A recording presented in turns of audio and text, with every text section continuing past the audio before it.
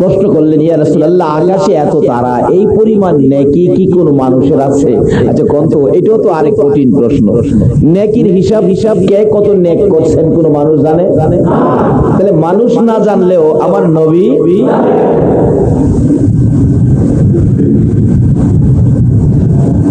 দুই প্রশ্ন, আকাশে এত তারা, তারা পরিমাণ নেকি কি কোনো মানুষের আছে?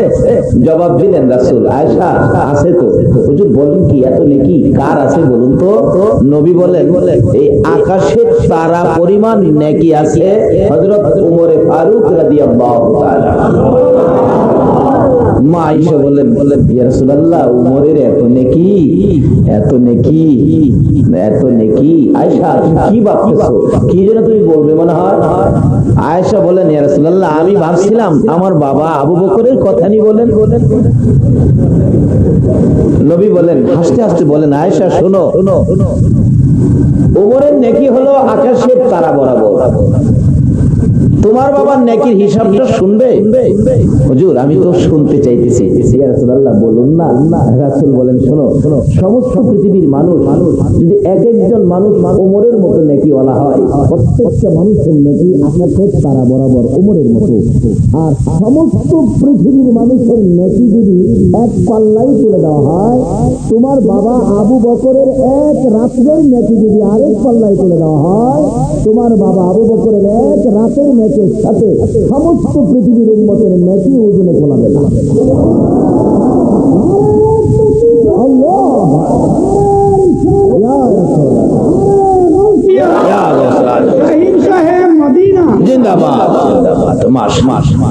বলুন তো এখন আয়েশা খুশি না বেজার?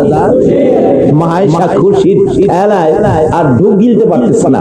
ইয়া রাসূলুল্লাহ, ইয়া রাসূলুল্লাহ, এত নেকি আমার বাবা কিভাবে এই রোজগার করলো একটু বলতে চাই, শুনতে চাই। আমার নবী দুইটা চোখের পানি জোর জোর করে ছেড়ে দিলেন।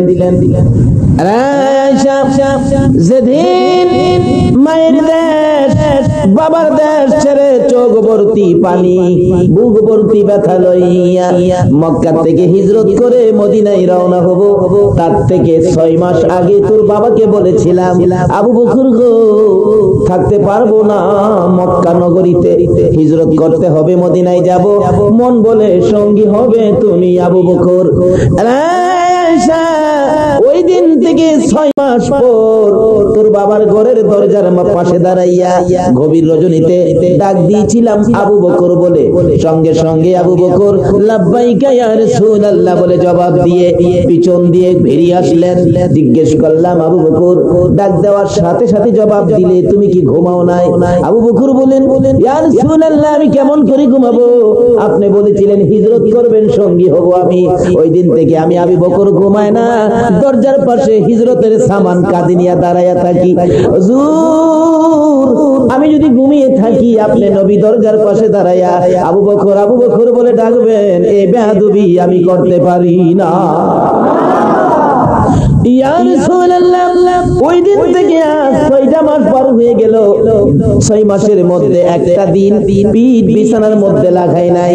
আরামের বিছানা হারাম করে দিয়েছি, আরামের গুণ নবীর ভালোবাসায় হারাম করে দিয়ে হিজরতের সামান কাঁধে নিয়ে দরজার পাশে কানটা লাগাইয়া দাঁড়াইয়া থাকি। কোন সময় জানি আল্লাহর বন্ধু আবু বকর কইয়া ডাক মারে। হুজুর আমি ঘুমাই নাই এই পর্যন্ত। আমার নবী বলেন, আয়েশা রে, আমি নবীর পাগল প্রেম ভালোবাসা লইয়া যে আবু বকর 6টা মাস এইভাবে দাঁড়াইয়া দাঁড়াইয়া রাত্র কাটাইছে, এর এক একটা রাতের বিনিময় আমার আল্লাহ এই পরিমাণ নেকি আবু বকরকে দান করেছে। এটা নামাজ পড়ে নয়, রোজা করে নয়, হজ করে, যাকাত দিয়ে নয়, এটা শুধুমাত্র কি দিয়ে বলুন তো? ভালোবাসা দিয়ে। আরে নবীর প্রেমের পাগল যারা প্রেম খেলা খেলে, বলুন নবীর প্রেমের পাগল যারা, নবীর প্রেমে ওয়াস করনি দন্ত দেয় ফেলে, নবীর প্রেমে ওয়াস করনি আরে নবীর প্রেমের পাগল যারা প্রেম খেলা খেলে, হায়রে নবীর প্রেমের পাগল যারা পাগল ছিল আবু বকর প্রেমে দরিয়ায় দিলেন সাঁতার, পাগল ছিল আবু বকর প্রেম দরিয়ায় দিলেন সাঁতার, হাসর মিজান পারি দিবে সেই প্রেমের বলে, হাসর মিজান পারি দিবে সেই প্রেমের বলে, নবীর প্রেমের পাগল যারা প্রেম খেলা খেলে, হায়রে নবীর প্রেমের পাগল।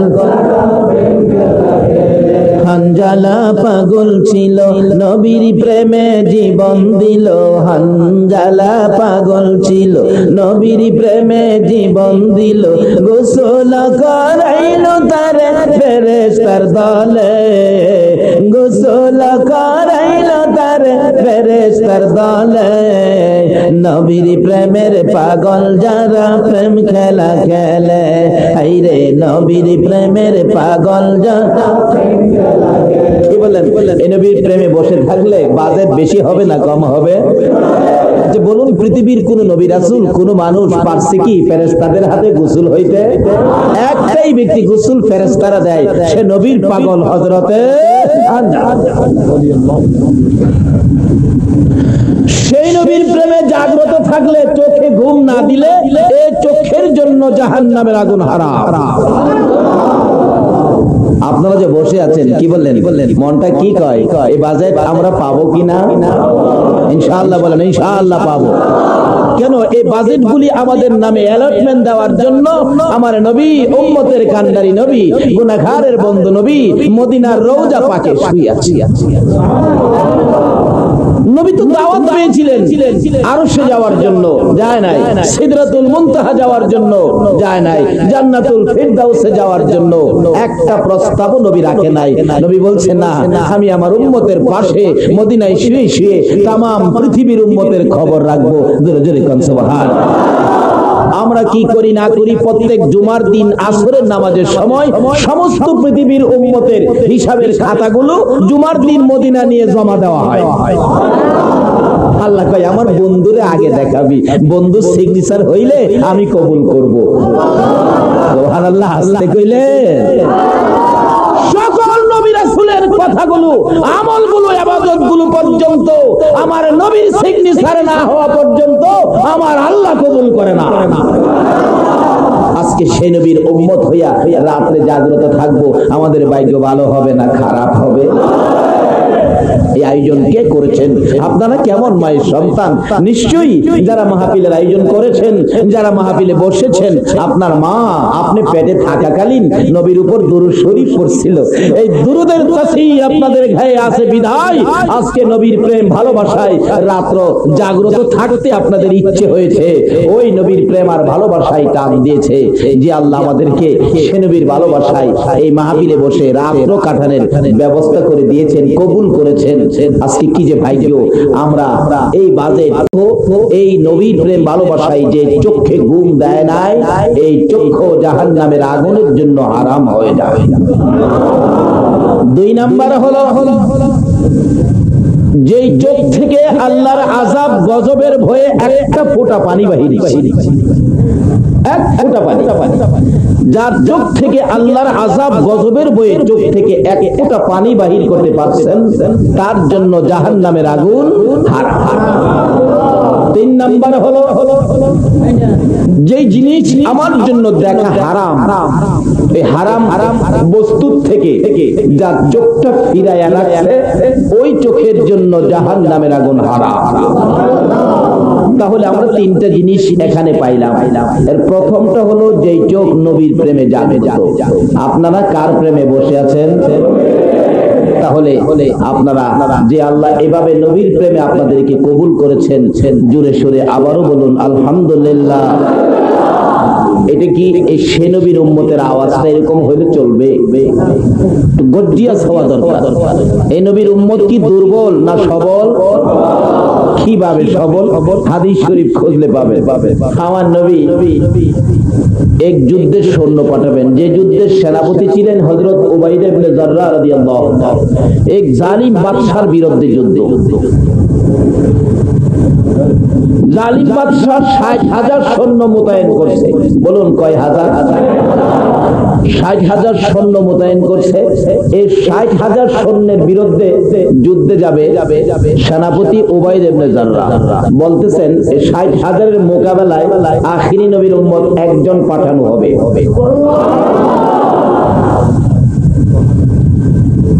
যদিও একজন হয়, বলুন তো একজনের পক্ষে আছে কে?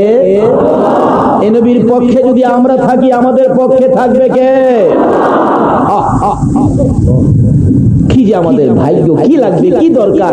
ও ব্যবসায়ী ভাইরা, ব্যবসায়ী লাভের দরকার। এই নবীর উম্মত হয়ে হাতটা বাড়ান না। এই নবীর উম্মত হাত বাড়াইলে আমার আল্লাহ হাত খালি ফিরাইতে পারে না। কিন্তু বাড়াবেন কি প্রসেসে? এই প্রসেসটা দিবে কোরআন হাদিস। আল্লাহর ওলিরা হাত বাড়াইলে এই হাত খালি ফিরাইতে পারে না। কেন? তারা প্রসেস জানে, সিস্টেম জানে, বিধান জানে। কারণ যেই নবীর একটা উম্মত বাকি থাকিতে আমার আল্লাহ এই পৃথিবী ধ্বংস করবে না। তাইলে এই উম্মতের পাওয়ার আছে কিনা? কিভাবে আছে, কি করলে থাকবে, এটা একটু আলোচনা করব। কি বলেন? কষ্ট হবে আপনাদের? আসুন আগে বাড়ি। বলতেছিলাম পাওয়ার কেন বাড়বে না? যাইতেছে আখিরি নবীর উম্মত ৬০,০০০ কাফেরের মোকাবেলায় সৈন্য পাঠাবে কয়জন? বলতেছেন কে যাবেন? একজন সৈন্য কে যাবেন? একজন টট করে দাঁড়ায় গেছে। কেন? আল্লাহ রাসূল যদি পক্ষে থাকে, বলুন কোন ভয় আছে? একজন তো চট করে দাঁড়ায় গেছে। বলতেছেন যে না তুমি পারবে না। আরেকজন দাঁড়াইলেন, কয় না তুমিও পারবে না, বসো। ৩ নম্বরে যিনি দাঁড়াইলেন কিতাবে আসছে উনি হলেন খালিদ বিন ওলীদ। তরবারিটা হাতে নিয়ে দাঁড়াই বললেন আমি যাব। বলতেছেন হ্যাঁ তুমি যাবে, তোমার পক্ষে সম্ভব। সেনাপতি বললেন হে খালিদ বিন ওলীদ, ৬০,০০০ সৈন্যের মোকাবেলায় তুমি একা যাবে, এই সাহস তুমি কোথা থেকে পাইলি? এবার খালিদ বিন ওলীদ বলেন যেদিন থেকে জানি এক পাশে থাকে লা ইলাহা ইল্লাল্লাহ আর এক পাশে থাকে মুহাম্মাদুর রাসূলুল্লাহ, ওই দিন থেকে খালিদ বিন ওলীদ ৬০,০০০ কেন ৬০ লক্ষ সৈন্যকে ভয় পায় না। খালিদ বিন ওলীদ বলেন আমাকে অনুমতি দেন, আমি রওনা হয়ে যাই। এবার পিছন থেকে সেনাপতি বলেন একবারে খালি একজন না দিয়ে আর 59 জন দেই, হাজারে একজন, ৬০,০০০-এর ৬০ জন পাঠাই। ঠিক আছে, অনুমতি দেওয়া হলো। ৬০ জন নিয়ে যাইতেছে যুদ্ধে। এবার ওই বেঈমান বাদশার পক্ষের লোকেরা বলে ৬০,০০০-এর সামনে ৬০ জন আইছো, সালাদ বানাইলাম।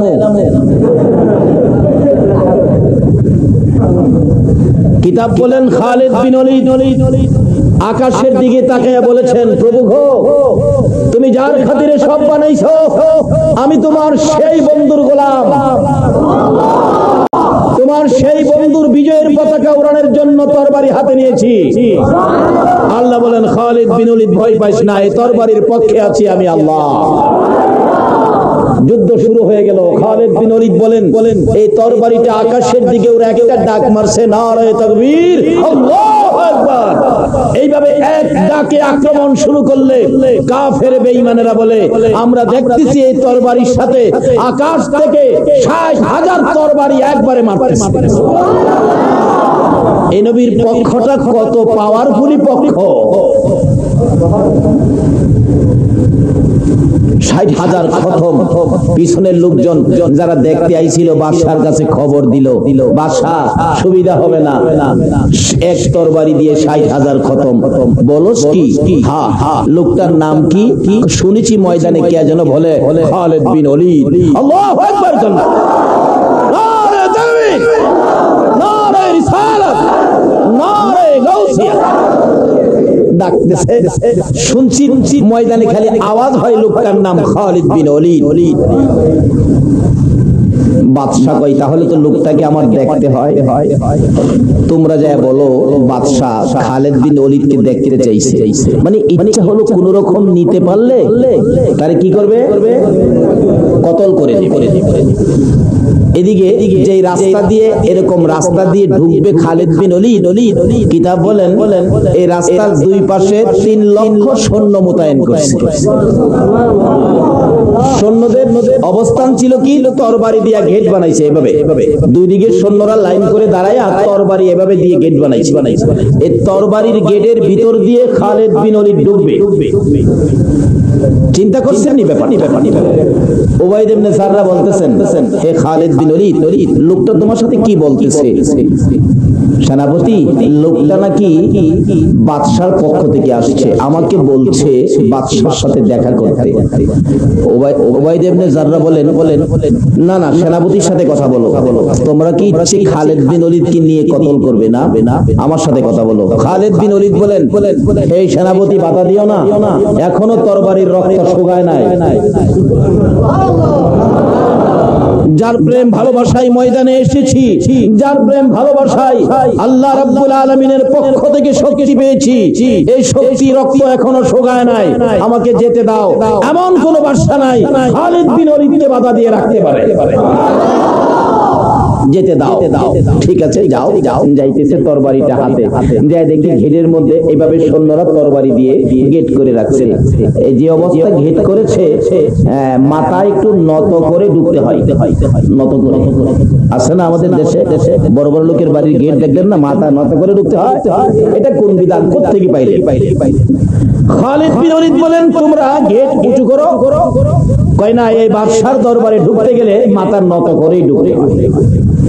খালিদ বিন ওলীদ বলেন, মুসলমান আল্লাহ ছাড়া কারো কাছে মাথা নত। এই শিক্ষাই আমার নবী শিখাইছে। যদি এই শিক্ষায় শিক্ষিত হতে পারেন, পৃথিবীর কোন বিজাতি মুসলমানদের গায়ে আঘাত করতে পারে না।